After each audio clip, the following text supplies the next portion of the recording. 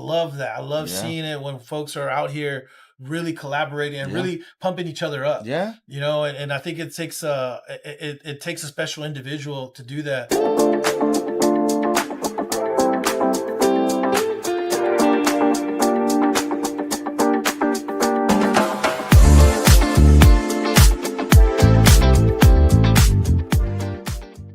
What's up, everybody? Welcome back to the Culinary Business Network, the only membership network that allows you to connect with like-minded individuals, learn from industry experts, and most importantly, grow your culinary business all at your fingertips. I am your host, Derek Robinson from Black Restaurant Weeks, and of course, welcome back to Let's Toast Live.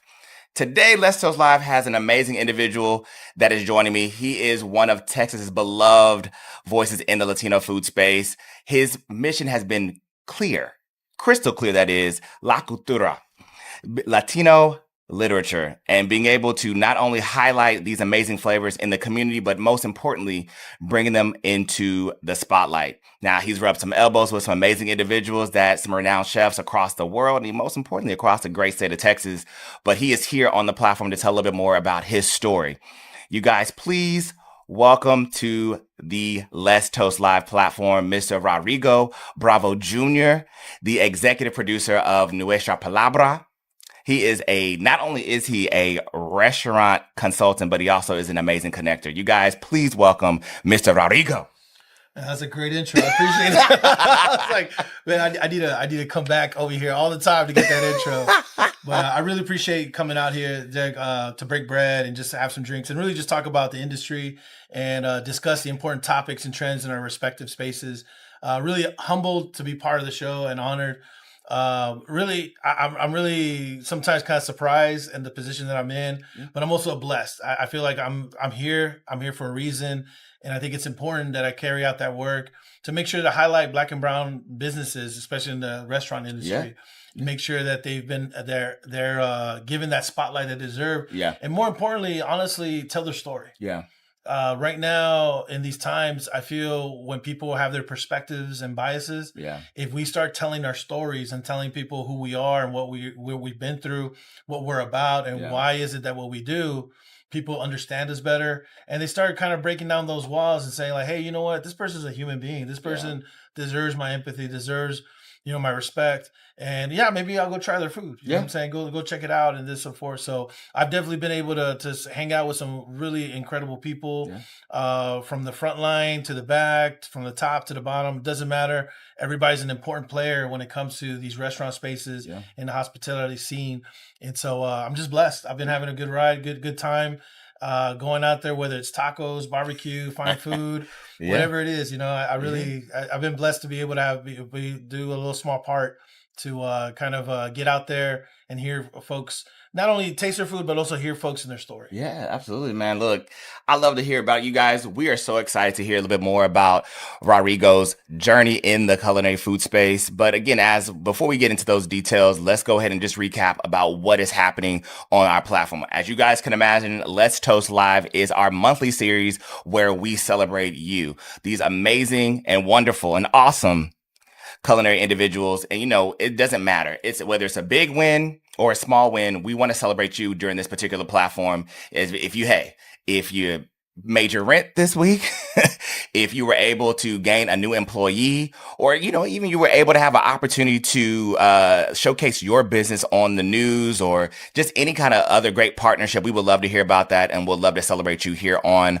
our platform as well, too. So as you guys can imagine, let me give you guys a quick rundown of what the entire platform is. As you guys can imagine, there are some things before us. These are things called drinks. They're either our cocktails and mocktails. You guys, I'm sure you guys have been following us along, so we'll get into that a little bit shortly. But before we get into the drink of this particular series, I kind of want to go back to Rodrigo, and talk a little bit more about your story, your journey, man. Like, I know, you're this amazing writer. Like, number one, has writing always been a thing for you? Like, where did the love, where did the joy and just the beginning? Give the whole spiel. It's funny. I didn't start off, thinking that I could, definitely write, but I've always written, and really where it all started was kind of love for food. Okay.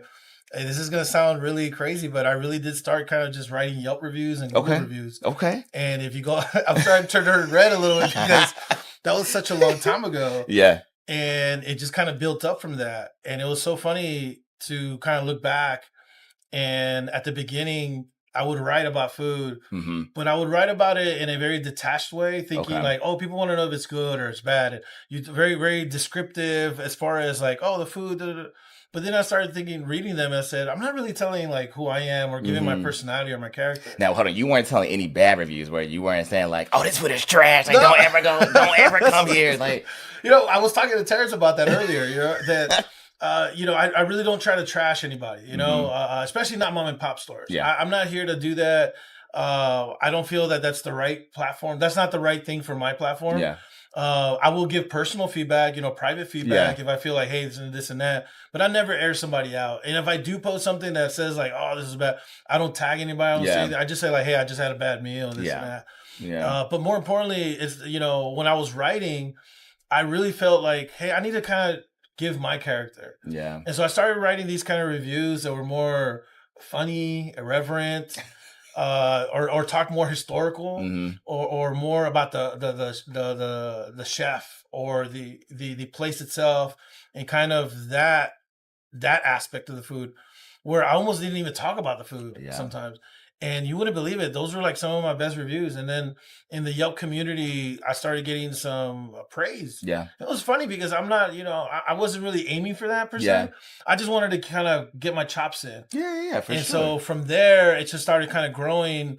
And really, I've been really blessed to have some great friends. Yeah.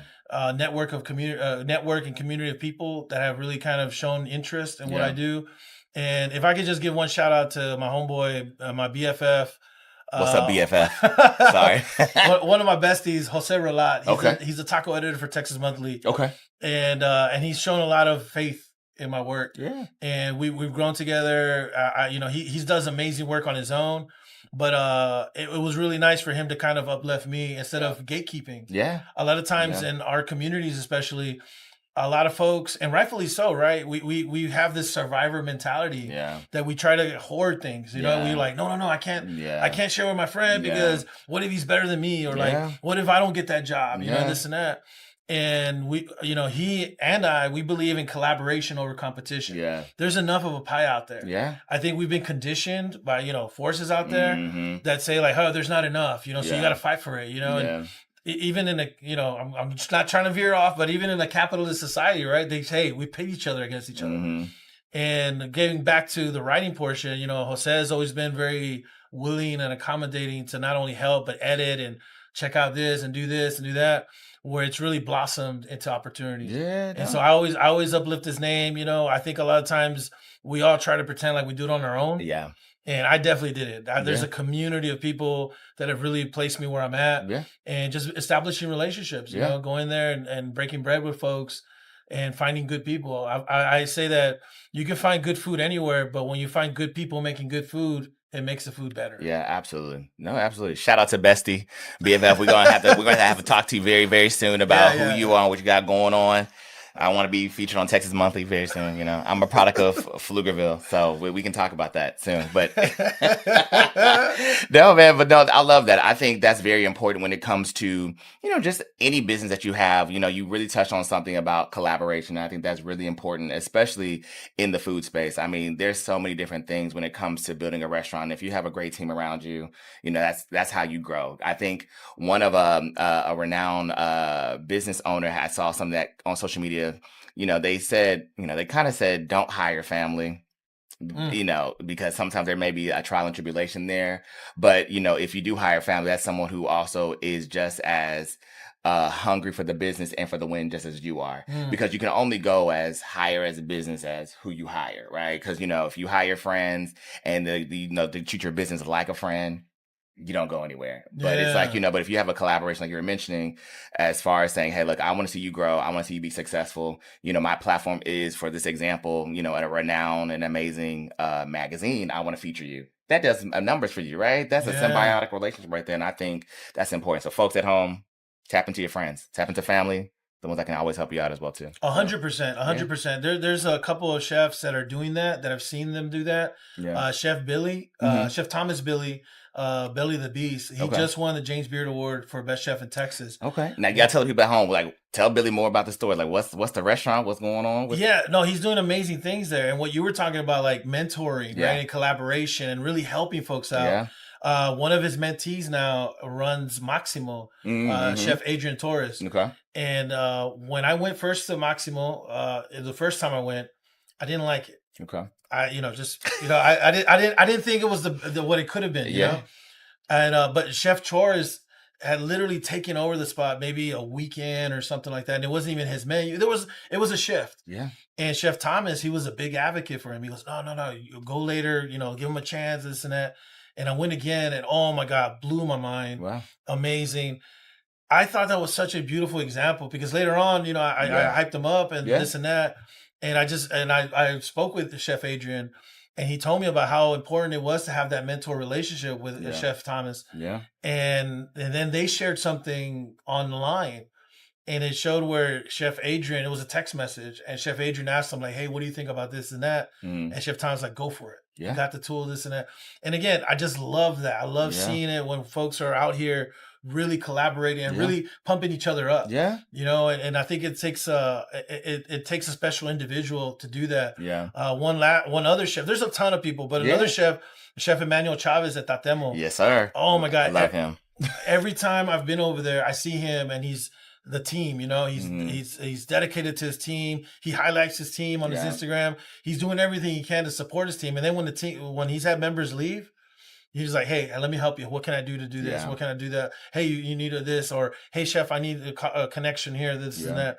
And I think that's lovely. There's a time back in the day when chefs were kind of really resistant to that. Hey, you're not going anywhere. Yeah. Oh, you're going to, you know what? I'll blackball you. Or, hey, no, I need you here. Yeah. You can't work here, this and that. Yeah. And so it's beautiful to see all these different chefs that are really changing the game and making sure that, hey, look, our employees, our staff, everybody is so important. Mm-hmm. From the top to the bottom, from the bottom to the top, that they all deserve the same amount of dignity and respect. Yeah. And that we're out here to collaborate with each other and become family. Yeah. That's what I see all the time, Yeah. I mean, they got tattoos. They all got tattoos at Tatemo. They all got little tattoos. Okay. So I was like, oh my God, that's family. I mean, that's a commitment. That's a commitment. That's a long-term commitment right there. No, man, no, I love that. So within that, you spoke about a lot of great individuals that you've met along your journey as well, too. Have you written about them, or, have you put it in a collection of stories, or how has that? So really kind of the most important thing that I've been able to do is really connect. Mm-hmm. And when I talk about connections, I'm talking about getting chefs together, getting writers together, getting magazines together, whatever the case may be. I love the opportunity to bring folks to new places. Okay. So for the Texas Monthly Taco Festival, we had the opportunity to bring in so many different taquerias and tacos. Jose wrote an article, the top 50 tacos in Texas. Okay. I had a reporting byline on that one. Fantastic. We traveled the state. We traveled over 12,000 miles across the state of Texas. Okay. He and I looking for the best tacos. Wow. So we were able to kind of do all that together. Texas Monthly, Nuestra Palabra, we both worked together to create this fantastic festival. We brought in chefs. I was able to take Chef Leo Davila and then Chef Annalise Pulido to Maximo with Chef Adrian Torres. Okay.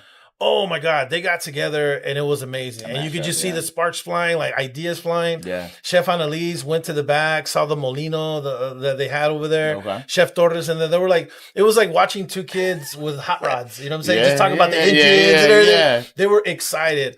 And so that's really where I really feel like my true contribution and value comes to the community is connecting people, bringing people together. I wrote about Chef Leo when he was transitioning from his own store, his own restaurant, Sticks and Stones, to his new position as the chef at the St. Anthony Hotel. Oh, wow. Fantastic. Anacacho is his new cafe and cantina. Yeah. Oh my God, amazing. But he still brought in a lot of his menu. And again, telling stories. That's really what the most important thing is. One of my favorite stories to tell is his taco. It's called the Barbacoa and Big Red Taco. Okay. And so he has this Barbacoa and Big Red Taco. When you look at it, it has a Barbacoa. It has a Big Red tortilla. Mm-hmm. Big Red the soda. Okay. He actually replaced some of the water content with Big Red in it. Okay. It took him 31 tries. And he finally perfected the nixtamalized tortilla and the masa. Uh-huh. It has a nice little pink shade to the tortilla. Yeah. A subtle sweetness. It's delicious. Okay. Then he puts the barbacoa. It's 3 times rendered, so it's nice and lean. Wonderful. Then he puts a pecan pesto on it. That sounds good. It sounds delicious. And then a pickled watermelon rind. And so you think, oh my God, it's a bougie taco. Oh my God, no. He was number 8 on the list. Wow. And people were like, oh, that's an Asian fusion taco, this and that. The Big Red and barbacoa represent San Antonio. It's a big San Antonio thing over there. Okay. The pecans, the Mexican side of his family, they love to pick pecans in the backyard of his homes and stuff. Okay. And then the watermelon rind, that's his Chinese grandmother's favorite snack. Oh, nice. So when you're eating that taco, you're not just eating taco. Family. That's family. Yeah, that's legacy. Yeah. That's his heritage. Yeah. What else is he supposed to make? Right? Yeah. They call it like as an Asian fusion taco, this and that. Of course he's going to make that food. Yeah. Because that's his heritage. Right. And so when I come across stories like that, oh my God, I love that because it just, again, changes people's perspective. Yeah. They start feeling like, wow, this food's not just food that he just creates. No, there's intentionality behind it and there's a legacy behind it. We need to tell these stories. And so when we're talking about Chef Leo, Chef Annalise, all these different chefs, wonderful chefs, Chef Adrian, they have stories to tell. Yeah. And they tell them through their food. Yeah.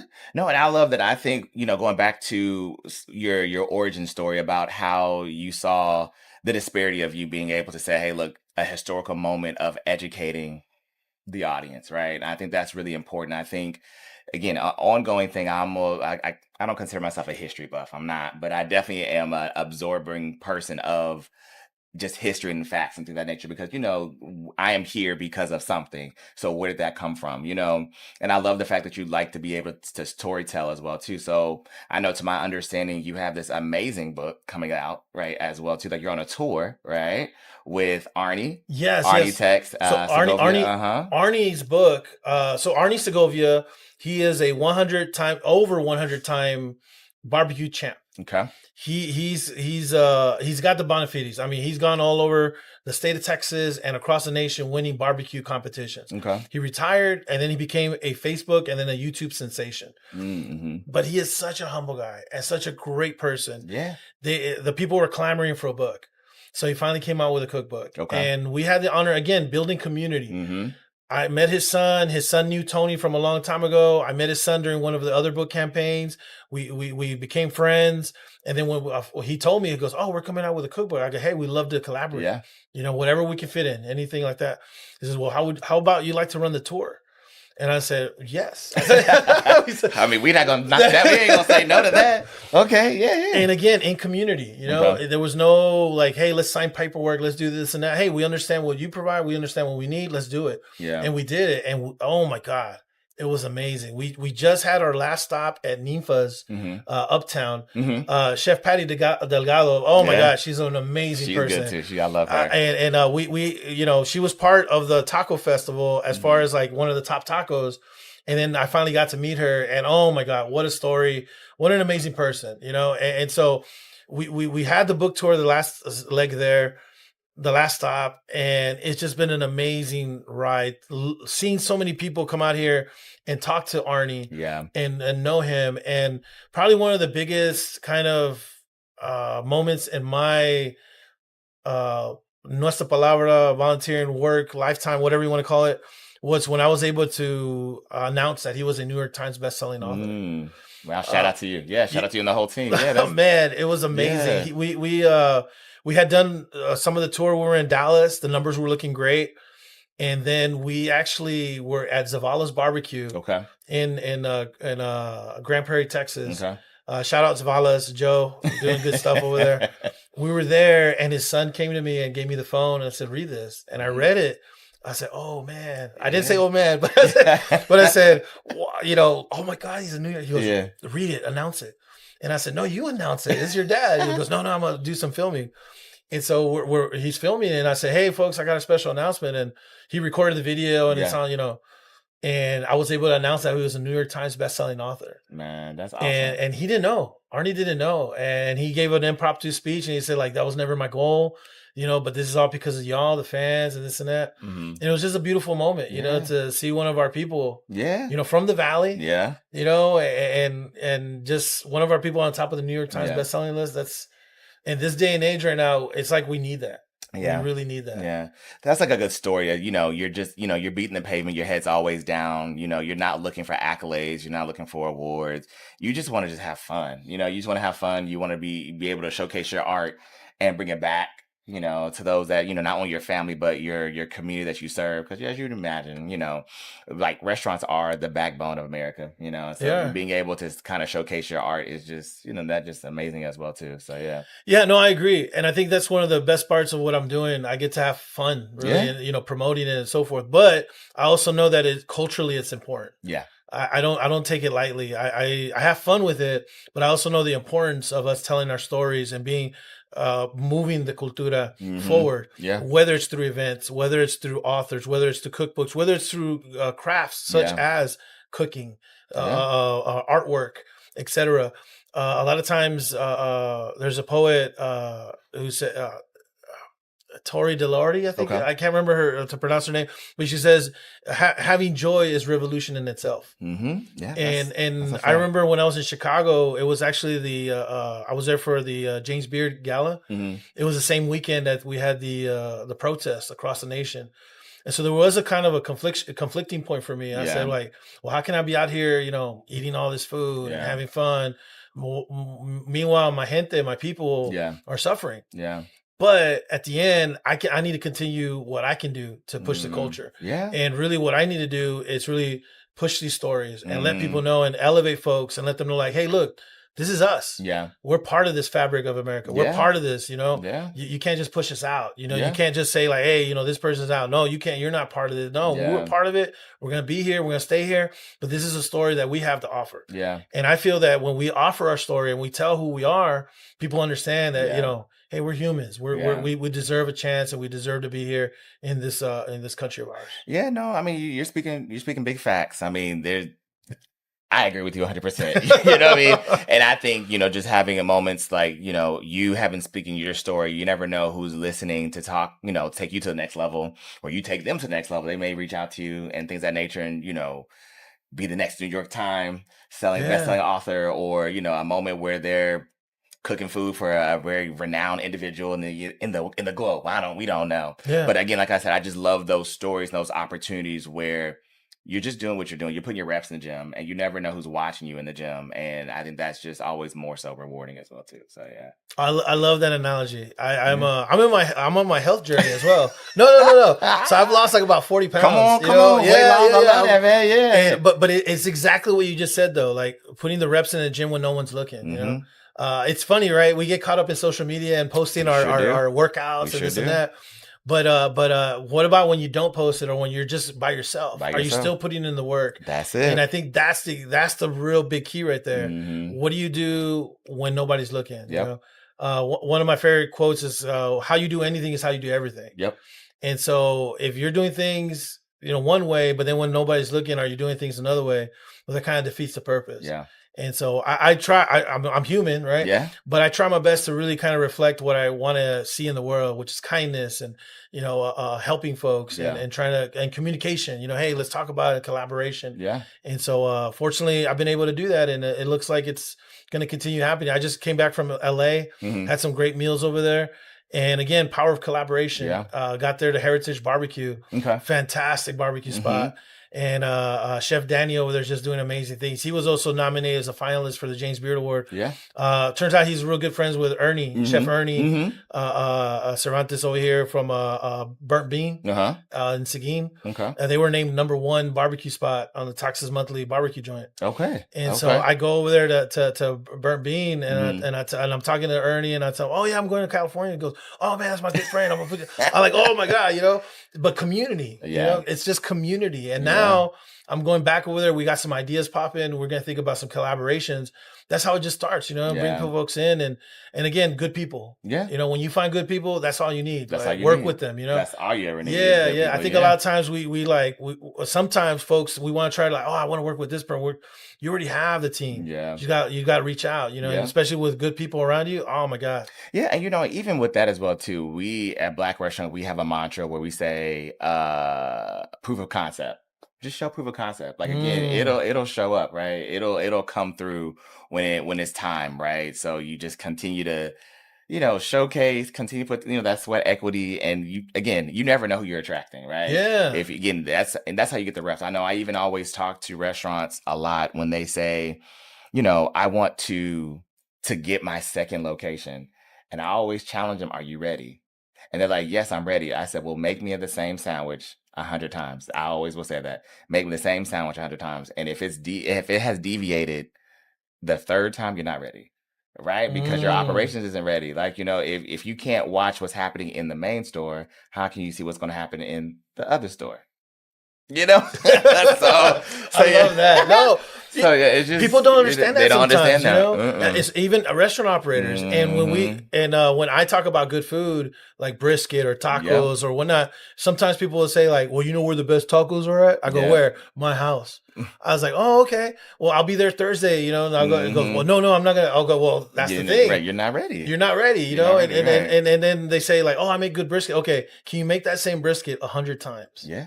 Can you make scaling, and then even get out of that? Hey, do you know how to run HR? Do you know how to run payroll? Do you know about insurance? Do you know the permits and this and that? So I think a lot of times people fail to kind of have respect for restaurateurs, because there's a lot that goes behind it. A lot go on, and we're not even talking about the sweat equity or the work and the passion. We're talking about like permits and legalities and and then scaling and this and that. That's a great example. Hey, those sandwiches, right? You can make 100 sandwiches, but are they all the same? Mm-hmm. The first one, is it the same as the 99th one and the 100th one? And if you're not there, you're really not ready. You're not ready. And I think a lot of folks don't understand that. And a lot of folks that don't even have restaurants don't understand that. Mm-hmm. And I think it's important to kind of educate folks. Let them know like, hey, these, whether it's a food truck, a catering service, or a brick and mortar, they're putting their livelihoods out there. They're doing the best they can. Now, look, if the food's bad, then yes, I get it, right? Like, if it's terrible, it's going to be terrible, right? Yeah. So, but if they're really out there, they're doing the thing, I almost feel like it's a little bit disrespectful when you say like, oh, well, my mom makes better food than that. I get it. You know what I'm saying? Yeah. My mom makes great food too. Yeah. But my mom is nowhere near ready to open up a restaurant. Right. But even like to your point, we're not at your mom's house. Yeah. We are in New York City or we are in Seattle. If that's the case, go to another place. We can cut that one out, but just go to another spot that is very familiar, and you go there and then wait till you come home. Like I think you should be able to expand your palate as well too. I think that's whatever. Oh no, I 100% agree with you as well. I one little final note on that. Yeah, I think that's one thing that I've seen kind of grown, especially in San Antonio, but in other places where people are really kind of exploring. Yeah. And I love that. It doesn't necessarily mean that you have to like everything. Yeah. But at least you're, expanding your palate. You're putting in, hey, you know what? I'll try this. I'll try that. You may not like it, but maybe you do find something that you do like, and you go from there. I love when people explore. I'm always very happy to give recommendations to folks that are exploring something new. Absolutely. And I think that's what it's all about. I love being able to explore, and just out of the team, I'm always the one that's willing to try anything and everything. Mm-hmm. So because you never know, right? Like, and even on that, you're like, your palate changes over time. Like, I remember growing up, I never liked green food, like spinach, like green beans, like that was just not a thing for me. But now, I don't know, out of nowhere, I just love Brussels sprouts. Like when I was like in my early 20s, and I was like, okay, that's weird. And then like now it's like, now a spinach tastes good. Like, okay, that's weird. Like, it's you grow to things. You grow and you exist. So yeah. But I think it is important to explore. I think one of my favorite kind of explorers that I had, like that I share with folks, and really definitely like under the table. Like I didn't even I would just mention it, and people was Chopping Block at the Post. Yeah. And when I first had it, I was like, oh my God, this is really good. And I was like, man, and I told people about it. I was like, oh man, Chopping Block, this and that. Mm-hmm. And so when Chef opened up his second restaurant, right, on the Westheimer, people were like, "Oh, I remember you telling me about that. Did you go? Right. Did you go? No, you didn't. No, I'm gonna go down. No, I'm like, no. The whole like point you're is waiting to tell you usually just go right now when I tell you, like this week. But then people that did go, they were like, "Oh my God, that's amazing." You know, oh my God, you're right. It's really good. And again, it's about just exploring stuff and and I love spots like the Post where you could try different things and stuff. Absolutely. But the whole point is to try different things. You know, I love tacos. When you go to my feed, there's a bunch of tacos and there's barbecue. Right. But I try all kinds of food. Yeah. And I think it's important to do that and understand that. And again, that perspective, finding out the story behind the food. Oh my God, what a wonderful story there. You never know. 'Cause I mean, other cultures can influence you, you know, in that same space as well too. So you never know. I think it's always amazing to be able to do that. So, but yeah, you guys, let's go to the next portion of the show really quickly. Of course, we're talking about Let's Toast Live. Yeah, as you guys have been watching us, there is always a cocktail and a mocktail that we always try to feature during these segments. And of course, today is no different. You guys, this particular cocktail pays homage to my amazing chef and wonderful connector here, Mr. Rodrigo Bravo. So you guys, if you have been watching us, we're going to be drinking the Brindis Bravo, which is the Bravo toast. So if you can join me, Mr. Rodrigo, we're going to go ahead and cheers real quick. Cheers. Yes, sir. Yes, sir. I appreciate it. This has been amazing for our wonderful group that has put this together. So thank you guys. Shout out to y'all real quick. Good. That's amazing too. I like that. That's really good. You guys, it is a mezcal old fashioned, if you will. So think that you can also think about it as well too. Outside of that particular cocktail, we also have a mocktail version as well too. It's called the Bravo Toast, which is 0 proof. So that will be also on the screen as well too. So you guys please make that as well too. And again, continue on listening into this particular conversation today as well too. All right. And also, when you're also at home, I forgot to tell you as well, too, please make sure that you guys are tagging us when you are making this cocktail. Our hashtag is, of course, Let's Toast Live, but also at us as well, too, which is Feed the Soul on Instagram. And of course, most importantly, please make sure that you guys are subscribing to our channel as well, too. So again, as you guys are seeing this, please drop a drink icon as you guys are watching. If it's a martini glass or old-fashioned glass, please just drop one of those icons to let us know that you are participating and you will participate in the future as well too. Now, another part of the podcast or another part of the show rather of Let's Toast Live is talking about industry trends. There's been a lot going on since the last time we talked, folks. So we're going to get right on into it. You know, I definitely want to get some amazing thoughts from my co-host here today.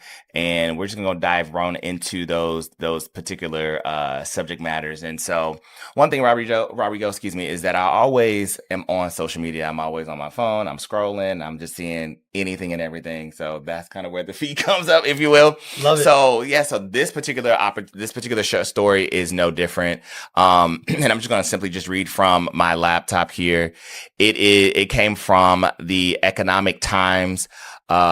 The title of it says that Trump moves to stop $350 million in grants to colleges with high Hispanic populations. More so about the premise of the article, if you will, is that the Justice Department's decision not to defend the federal grant program for Hispanic serving institutions, HSIs, jeopardizes $350 million in funding. You know, in the article, they also say that this action follows a lawsuit challenging the legality of race-based support, arguing that it violates equal protection.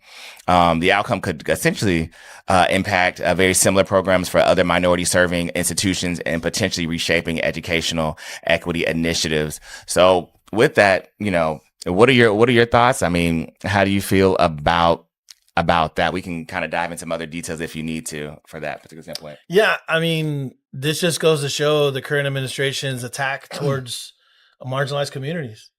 And in this particular case, Hispanic serving institutions. When we talk about $350 million, I mean, it's just drop in the bucket in the totality of the budget, if you will. Yeah. We also saw a cut in the National Endowment for the Arts back in May. And within the arts community, it's kind of referred to as the Black Friday email. Yeah. I was at the BIPOC Book Festival this past May, and we're setting up our books, Nuestra Palabra. Yeah. We feature all of our authors, friends' books, and so many of our friends came, and we were all in shock.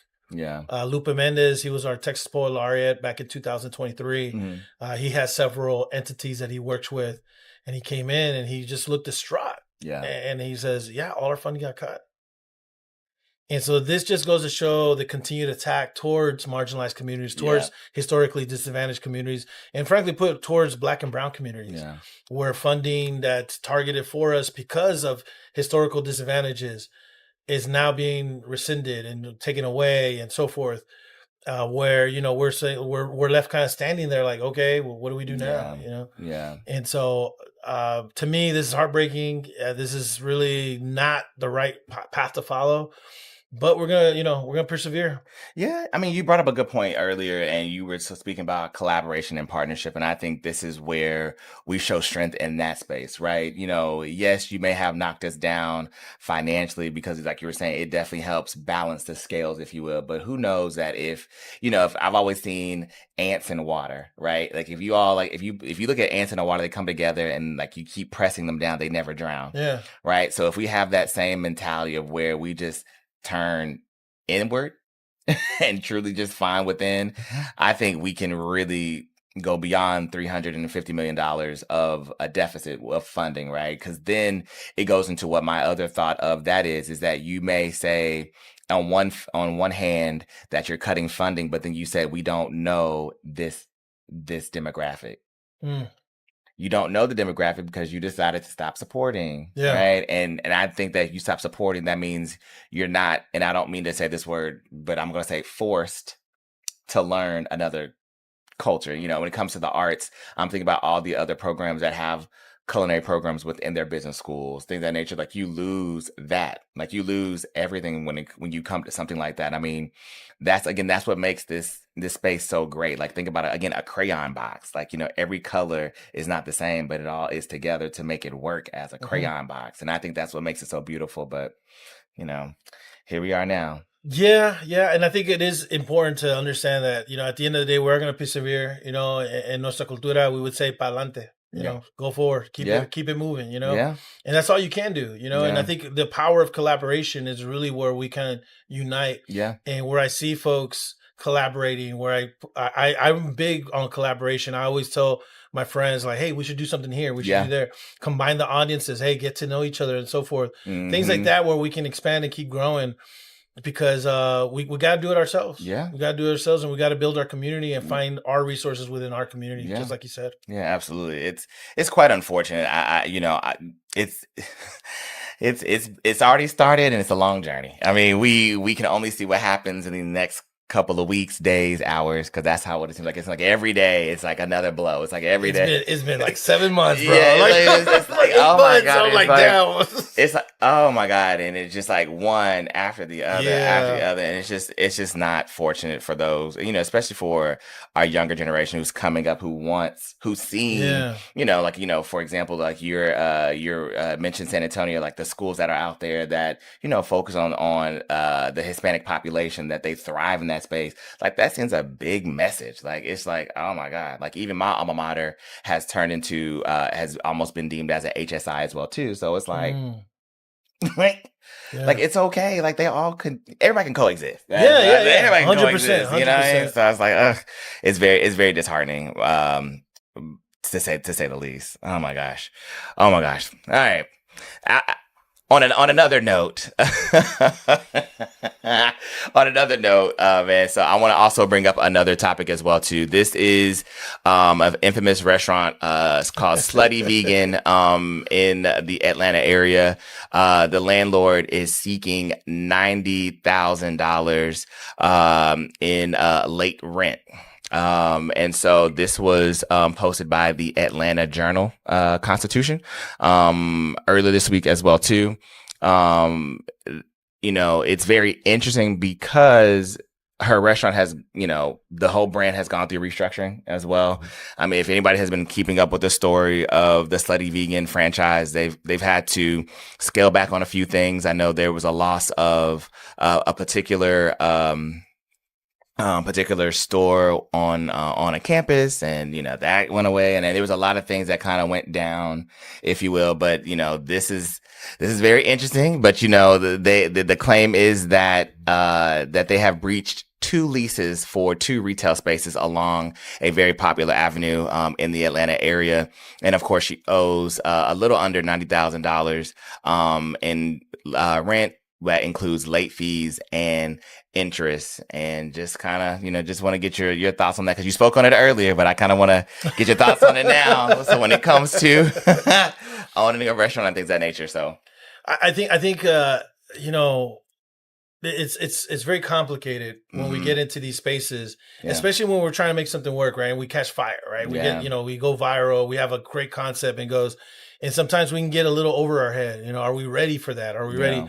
And I think you mentioned that earlier, right? About scaling and growing and we're not even talking about just food, but now, okay, you have 5 employees. Now you're going to have 10 employees. Now you're going to have 20 employees, 30 employees.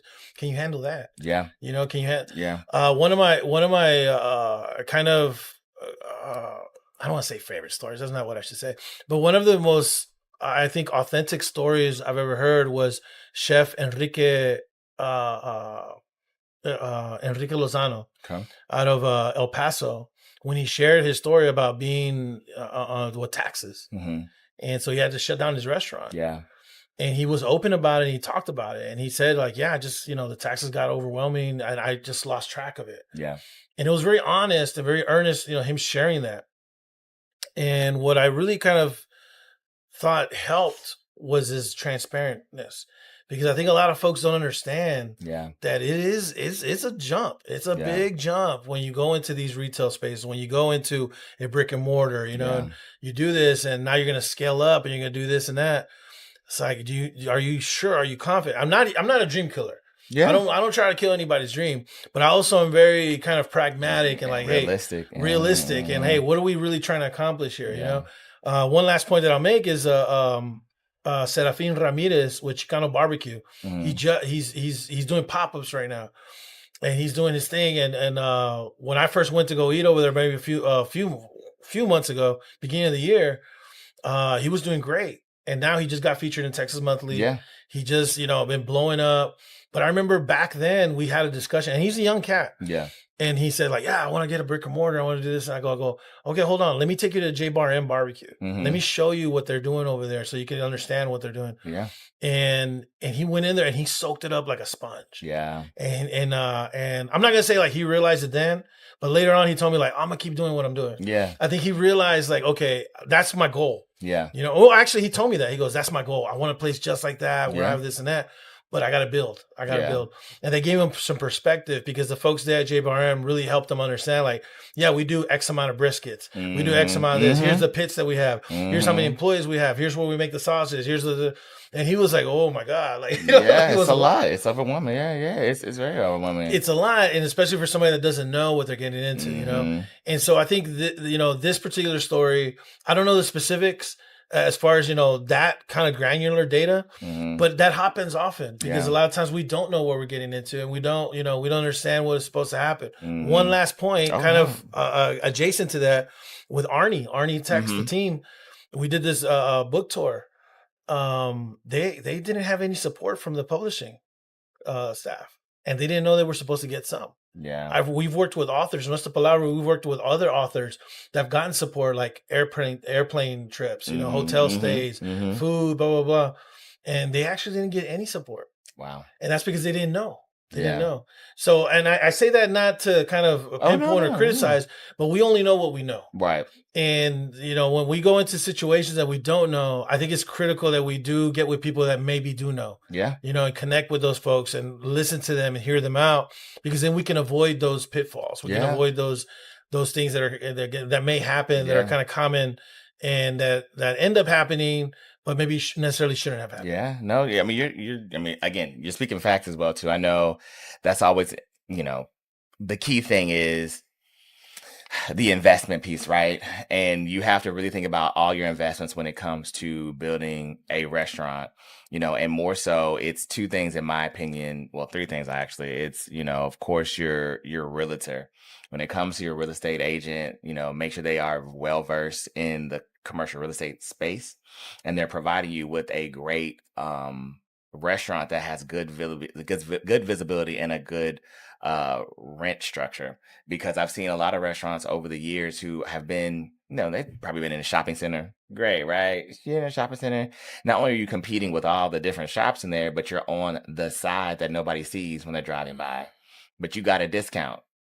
It's like, oh yeah, I'm ready to make a move, but did you really look at it? Like, you don't have to move in today. Like, I think negotiation is always on the table, and I think, to your point, I think, getting that staff, getting folks to have an understanding, because, as in the restaurant space, it's always gray. There's nothing, the black and white is the thing that you're cooking and with your establishment. But other than that, like, everything else is gray. Everything else is gray, in my opinion. So, it's very unfortunate. Again, the other details of it, not too familiar at this point right now about those other details. But, was it a situation where the landlord is clapping down on this particular entity because there's a forthcoming deal, right? Because there's always a gentrification issue as well too. Like, probably you couldn't make rent because they went up on rent, because they already know on the back end, like, this area is going to be gentrified. They're trying to prepare that for, the renovations, right? You couldn't do the renovations. Or like another story that I heard over the year, throughout the years, is that there was one restaurant that actually did the renovations. The landlord came back and said, you got to move out before the end of the month. No kidding. And I think, to be honest, I think that story was a restaurant. I think it was a franchise restaurant in San Antonio. Really? Yeah, I think it was. Yeah, I think they had I think it was like chicken wings and like daiquiris, something easy and novelty, if you will. And they were doing numbers. And the landlord came back. I believe that's what it was. I think the landlord came back and was like, nah, you got to get out. Wow. That's crazy. Yeah, that's super crazy. That's crazy. I know. Oh man. All right. So the next story here is we to talk about is a person who is very popular in the culinary space, if you will. Paula Deen, she abruptly closes her Georgia restaurant that catapulted her to fame. For those who are not familiar, which I don't think that enough folks are not familiar, but she is a former TV star from the Food Network, doing lots of different shows throughout the years, being able to showcase Southern cuisine, such as like banana puddings and like fried chicken and so on and so forth. But the restaurant, the Lady and Sons, was also ran by her other sons, Jamie and Bobby Deen, for nearly 3 decades. And of course, they shut down after her story was done, or her show was over in 2013, leaned into it. And then they said, as of a couple of days ago, that the Savannah Eatery is going to be closed. Yeah. My biggest thing there, it's just the employees were not notified at all. Yeah. And I always feel like, why aren't employees the first ones to know? Yeah. I never understand that. You just leave them out on a lurch. Yeah. They don't have any placement there. If you're going down, the writing's on the wall. As a small business, I'm a small business owner myself. Yeah. I know that if, there comes a certain point, I know, okay, I got to shut this down. Yeah. I got to do this and do this and that. I don't have any employees. I'm self-employed. But I know that, if I had employees, I think that would be one of the first things I would do. Like, hey, guys, we're not doing that great. Yeah. Let's talk, this and that. Yeah. But I feel like that just kind of showed the culture that she probably had at that restaurant. Where it was much more of a hierarchy, much more of a, hey, you do this, you do that, this and that. And there wasn't that much communication going on. And unfortunately, the staff just got, blindsided. Yeah. Yeah, because even in the article, they were saying that nobody knew that there was any issues, because the restaurant was packed for like the couple of weeks before then. So to your point, you never know. I think the margins are already thin. You really do like live day to day in the restaurant industry, and so there's like you said, there's so many factors when it comes to just operating a restaurant every day. But I agree, transparency is always key. Yeah, and I think that just goes to show again what kind of atmosphere do you have at the restaurant? Yeah. That you can't tell your team that, you know? Yeah. I get it. Maybe you don't want to scare them and then, you know, it just kind of starts like a little slippery slope where everybody starts quitting. This and that. Maybe that's a concern. But if you have a team oriented atmosphere where you're truly like family, this and that, then you can say like, hey, who needs time, who can stay? You know, you can start kind of making those considerations. Yeah. Because I know like in this time of age right now, and you got a great job, and like you say, oh man, you know, this place is popping. You know, I'm gonna be here for a minute, and then all of a sudden I'm out of a job. It's like, yo, that doesn't mean the rent stops. That doesn't mean the electricity stops. That doesn't mean the water bill stops. Yeah. And so I really feel that's who I really feel bad for are the employees. Yeah. The folks. Recently, especially with the policies that have been going on under this administration, a lot of folks in the restaurant industry have seen their labor, their workers, their team members, their family leave because they don't want to go to work. They don't want to, you know, they're scared and so forth. And so that's why it's important to have a strong team atmosphere there. I've really met a lot of great taquerias, restaurants, just you name it, that are doing everything they can to help facilitate a great working atmosphere. Yeah. And so, man, yes, I mean, I think that leads also into like the next point, right? Because there's another situation that was actually posted by the CNN Business, and they were saying that restaurants are under attack because of the skyrocketing costs, and of course, and consumers are cutting back. And, you know, and to your point about earlier, what you were saying as far as like the different things and, you know, keeping folks abreast and, you know, how families are going to be surviving, you know, it's a lot, you know, a lot of the discretionary income that we have, you know, we don't have. I mean, every day you're getting on you know, your social media platforms and you're seeing another rollback, a cut here, a cut there, you know, funding's not there and this, that, and third. And so, you know, as a consumer, you know, you can't dine out anymore. And, you know, even groceries are even expensive as well, too. So it's like, what do you do as a restaurant? And you don't know what's going on with the policies because the tariffs, they go one day and then one day, no, like I made a deal, and no, I didn't make a deal, and we're 80%. You don't know what's going on. So I have friends that actually work in wholesale and that work in importation and this and that. And they're like, we don't know what to do. Yeah. We literally don't know what to do because we don't know if we should buy or we should hold off or should we go to another market. But if we go to another market, then we got to do a whole setup cost and this and that. And then what if he's bluffing? Then we go back.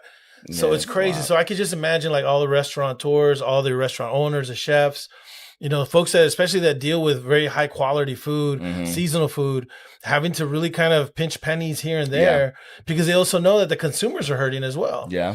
And so consumers, they've been cutting back. They've been cutting back a lot. I have friends that tell me all the time, you're like, yeah, you know, people aren't dining out as they used to. Yeah. And it's not even necessarily that people don't have money per se. Although that, you know, what I mean by that is that they're scared. They're scared. They don't know. They have uncertainty. So the uncertainty, so they keep their money, right? It's something that I do as well. I know probably people see me like eating all the time and this and that, right? But there's also times when I don't eat and I'm not going out there because I don't know what that certainty is, right? Yeah. And I look, and so I got to do myself. I got to cut corners and cut pennies and this and that.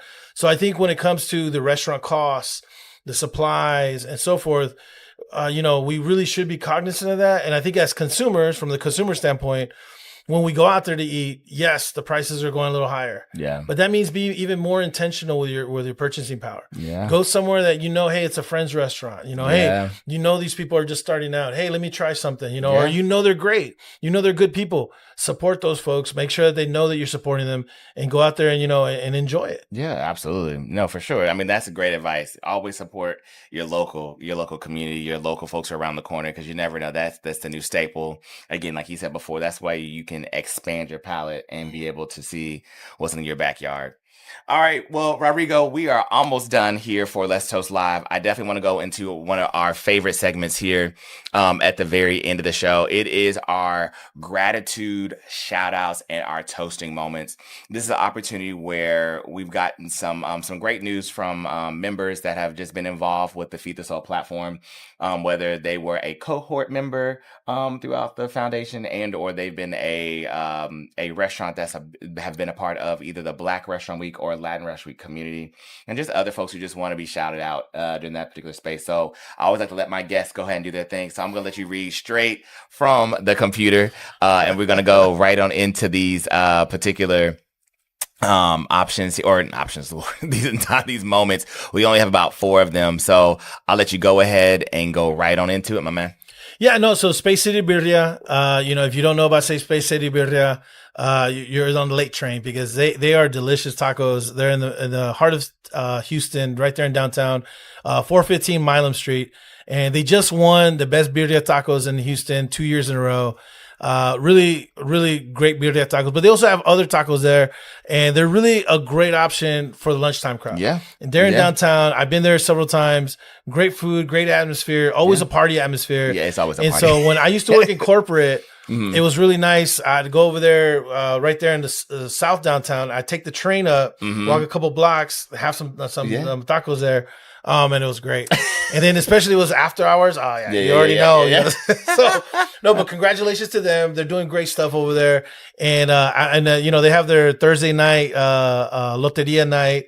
I love when folks start doing new things and start incorporating more cultura based activities. Loteria night is one of those things that I just absolutely love.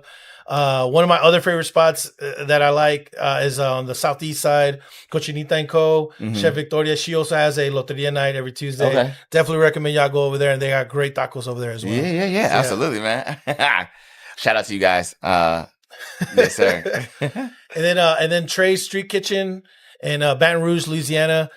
Trey's Street Kitchen officially named the 2025 SBA Entrepreneur Success Award recipient for Louisiana, a major milestone for this powerhouse culinary brand. What began as a food truck has evolved into a company reshaping the campus dining and catering through bold flavors and purpose-driven growth. Really appreciate that. Congratulations to the entire team on this well-deserved recognition. I love recognition like this, spotlights like this, because a lot of times folks don't understand how hard it is to really kind of separate yourself from the rest of the crowd. Yeah. And Trey's Street Kitchen has really done a fantastic job of doing that.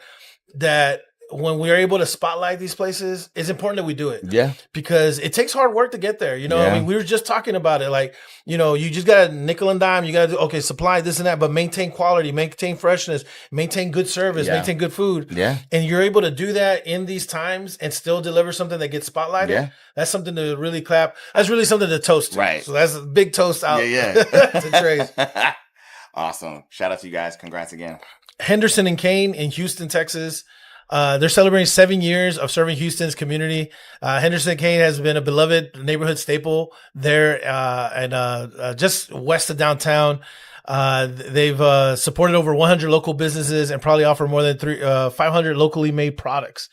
Their commitment to quality, community, and connection makes them a true gem in the heart of the city. Look, I know Chef Avila. I know Stephanie. They are amazing people. They have a new spot too. Their pizza joint over there on the East End. Oh my God, what's the name of a Pinball Pizza? Oh my God, I remember. Don't get mad at me, Chef. But they just do amazing things. And if you really want to try something amazing, go to their Tuesday night steak night. Yeah, it is fantastic. My shout out to my homeboy Henry Cadena. I've been to Henderson and Kane so many times, but I never knew that they had a steak night. Yeah. And he told me, he was like, "What? You don't know that they have a steak?" He's like, "Oh, I'm teaching him something." Yeah. But shout out to Henry, and we went there, and oh my God, it was amazing. It was good. Yeah, okay. When we post this, I will post the steak that I had there, and I'm gonna just recommend everybody go over there. It's amazing. For sure. Yeah, fantastic. Shout out to you guys. Again, that's amazing to be in the business for 7 years. I think, let alone 1, but you guys have made it to 7. So I think that's a really amazing feat. So shout out to you guys again, and looking forward to working with you guys in the near future as well too. Yeah. Fantastic. And then Cocina Consuelo over there in Harlem, New York. This month, Cocina Consuelo celebrates a major milestone, their 1-year anniversary of their very first storefront. Just a few months ago, they were honored on the New York Times list of 100 best restaurants in New York City, a recognition that perfectly reflects the passion and dedication behind every dish. What began in 2018 with a chance encounter between Lalo, a musician from Mexico, and his partner has grown into a story of love, resilience, and community. When the pandemic left them furloughed from fine dining kitchens, they embraced cherished family recipes like birria and chile rellenos con atún, winning over friends, neighbors, and beyond. Chiles rellenos con atún? Wow, that's dope. No, I've never had that before. Man, I'm going to New York pretty soon. That's, so you know where to done go. Done deal. You already know. In just 1 year, Cocina Consuelo has become more than a restaurant. It's a vibrant neighborhood gathering place where music, tradition, and authentic Mexican flavors come alive. Congratulations to Cocina Consuelo on an incredible first year. We are proud to celebrate this moment with you. Absolutely. Fantastic. That's awesome. I think, again, congratulations to you guys as well, too. Looking forward to seeing you guys in the near future as well, too. So for sure, you guys, thank you guys so much for joining us for this particular segment of Let's Toast Live. You know, we had some really great insights from my guest here, Mr. Rodrigo Bravo, and I'm looking forward to working with him also in the near future as well, too. So, Rodrigo, tell me where they can find you and what's coming up for you in the future as well, too. Yeah, so really briefly, you can find me at Mr. Bravo 365. That's all my platforms: Twitter, Instagram, Facebook, whatever. And no, just follow me there on this. I'm real active on Instagram. Yeah, and just follow. Follow Feed the Soul. I'm really passionate about just helping support organizations that really are committed to the same values that I have, that are committed to the community. And so please give them a follow if you're not already following them. And we're going to be working together to do some incredible stuff. As far as like what's coming up next, I mean, I don't know. I mean, we're doing some amazing things for Houston, for Texas and all. Yeah, through if, for example, we're well, maybe I shouldn't share this. I don't know if it's embargoed yet or not. But anyways, we're doing a really big feature on Houston. Okay. So I'm really so that's what he said. So follow him on his social media. 365 is what he says. So he's definitely gonna be talking about that. So we look forward to having that story shared on all of our platforms as well too. Because again, we definitely want to support you and what you're doing in the state of Texas, and of course for the city of Houston as well too. Thank you so much. Good. Well, you guys. Well, thank you so much, man, for joining me. Yes, sir. Appreciate you. Thank you. Awesome, y'all. As always, we're looking forward to hearing from you, our amazing culinary community. We want to celebrate your wins. It doesn't matter if they're small, medium, or large. We are definitely here to support you in that entire journey and being able to elevate your stories throughout our platforms and our different channels. For only $1, you can be able to tap into this amazing network of like-minded individuals, being able to understand the culinary space, and most importantly, getting some great insights from some industry experts. So again, please follow us. Please subscribe on our channels. That's YouTube, Instagram, and most importantly, Facebook, to be able to learn more about our amazing network. But until next time, you guys, cheers.